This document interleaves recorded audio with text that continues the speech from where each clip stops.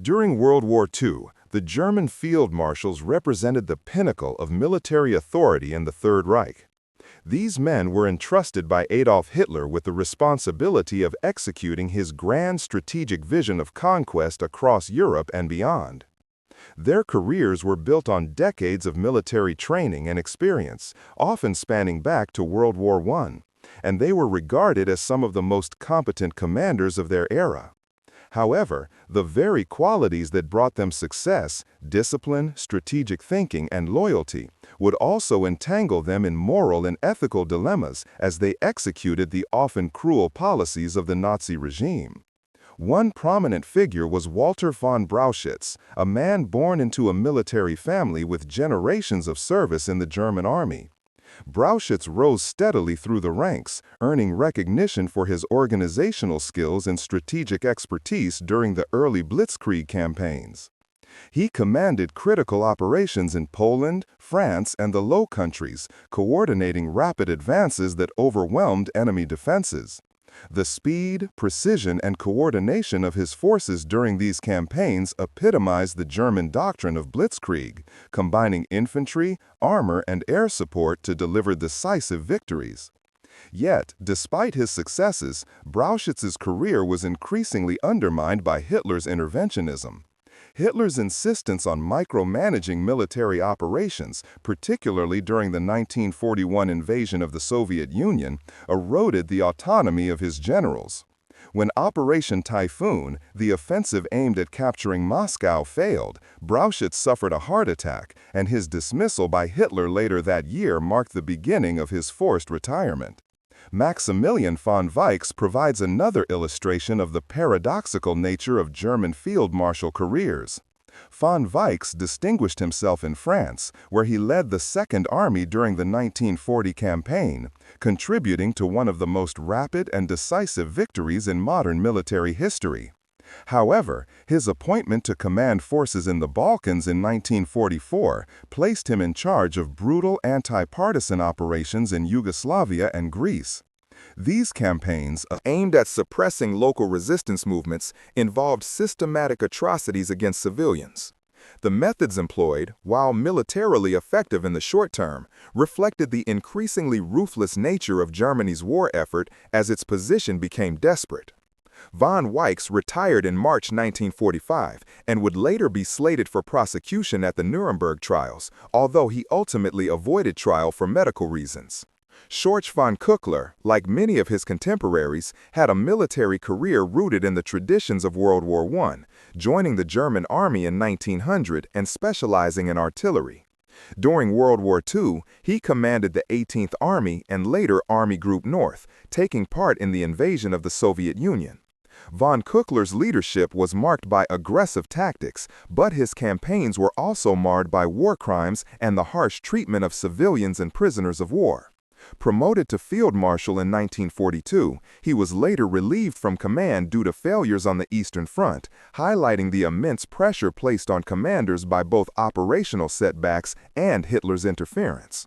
Wilhelm Ritter von Lieb exemplifies the mixture of professional accomplishment and moral complexity characteristic of many German commanders. Von Lieb distinguished himself in World War I, earning the Military Order of Max Joseph and gaining the noble title of Ritter. In World War II, he commanded Army Group C during the invasion of France, playing a critical role in the rapid defeat of French forces. Later, during Operation Barbarossa, he led Army Group North, advancing through the Baltic states and participating indirectly in atrocities committed by the Einsatzgruppen and other SS units. While he eventually fell out of favor with Hitler and was relieved of command, von Lieb's career highlights the tension between strategic brilliance and complicity in systemic war crimes.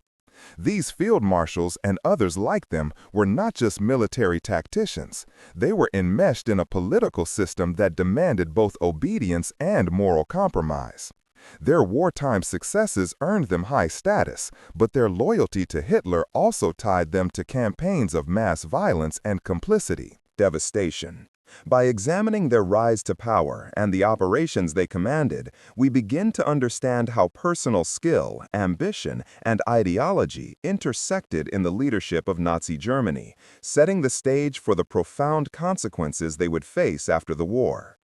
By 1945, the fortunes of the German military had collapsed.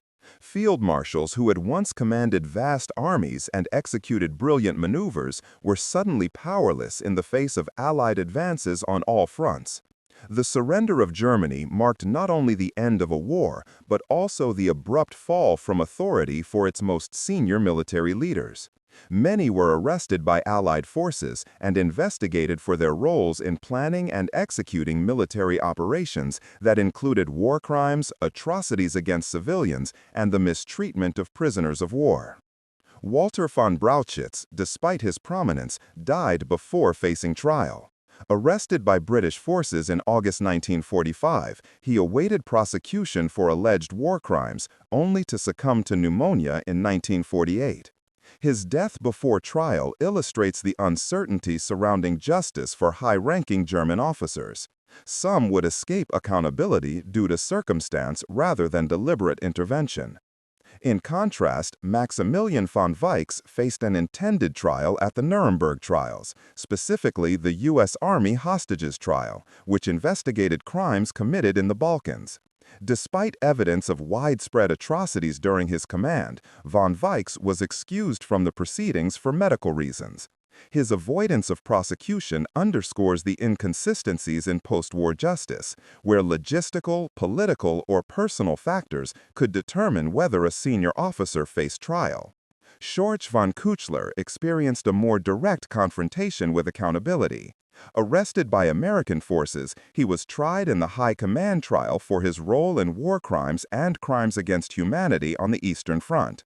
His defense attempted to shift responsibility to harsh winter conditions and to exaggeration of prisoner mortality by subordinates, but the court held him responsible. Initially sentenced to 20 years, his term was reduced to 12, reflecting a combination of judicial leniency and the evolving political climate of post-war Europe. Wilhelm Ritter von Leip faced a surprisingly lenient sentence despite transmitting the Barbarossa Decree, which authorized the execution of Soviet political commissars. Convicted, he served a mere 3 years, illustrating how post-war trials sometimes fail to fully hold senior officers accountable.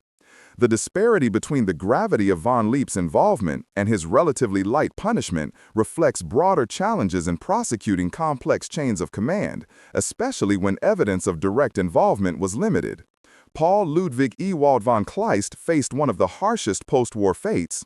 Captured by the Allies, he was extradited to Yugoslavia and then to the Soviet Union, serving time for war crimes related to his Eastern Front commands. Von Kleist died in 1954 in Soviet custody, becoming one of the highest-ranking German officers to die while imprisoned. His fate contrasts sharply with those who avoided trial or received lenient sentences, highlighting the uneven application of post-war justice. Wilhelm List was similarly held accountable. Tried in the hostages trial for atrocities committed in the Balkans, he was sentenced to life imprisonment, but released in 1953 due to ill health. Despite his release, List lived until 1971, spending nearly 2 decades in post-war West Germany. The fates of these commanders reveal the range of outcomes for Germany's military elite. Some avoided prosecution entirely, others faced limited sentences, and some perished in custody. Factors influencing these outcomes included health, the ability to navigate legal defenses, political considerations, and the emerging tensions of the Cold War. This block highlights the challenges of achieving justice in the aftermath of a global conflict, where logistical difficulties, political priorities, and the complexities of military hierarchy often determine the course of accountability. After serving their sentences or avoiding prosecution altogether, surviving German field marshals faced the challenge of adjusting to life in a radically transformed Europe. Many returned to private estates or small towns, far removed from the grandeur of military command, while grappling with the moral and historical legacy of their wartime actions. Schorsch von Küchler and Wilhelm Ritter von Leip exemplify this transition. Both returned to civilian life after imprisonment, residing quietly in Germany. While their daily routines became mundane, their names remained deeply associated with Germany's military campaigns and the atrocities that accompanied them.